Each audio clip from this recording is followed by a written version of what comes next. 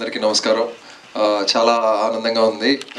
ముందుగా ప్రెస్కి, మీడియాకి ఒక మంచి సినిమా వస్తే 15 మినిట్స్లో థియేటర్స్ ఫుల్ అయిపోతున్నాయి. And I went to single screens. అక్కడ మన చాలా ఏరియాస్ వెళ్ళి చూస్తే రియాక్షన్స్ హ్యావ్ బీన్ ఫినామినల్. అంటే ఒక్కొక్క థియేటర్లో ఒక్కొక్క వేరే ఎక్స్పీరియన్స్ వస్తున్నది.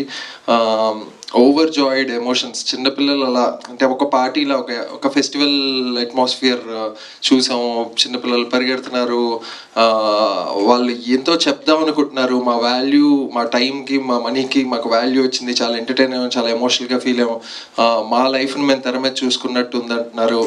అండ్ ఇంకా చాలా మందికి చెప్తాం ఇట్స్ అ మస్ట్ వాచ్ అని.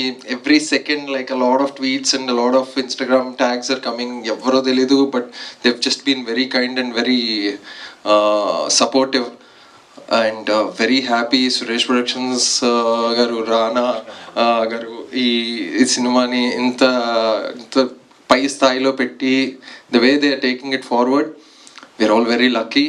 అండ్ ఒక చిన్నది ఏంటంటే, యాక్టర్గా నాకు ఫస్ట్ సక్సెస్ వచ్చింది. మా అమ్మ ఎయిట్ చేసింది అండ్ థియేటర్ నుంచి ఫోన్ చేసి my family has been very emotional. And thank you to Nandu, Nivetha, everybody. Siddhu ఒక విజనరీ గై. దిస్ గై, ఇతను అంటే అమెరికాలో ఉండి ఇండియాలో ఎంత అద్భుతమైన సినిమాలు చేయడం అంటే దానికి ఒక వేరే ఏదో వైరింగ్ ఉండాలి.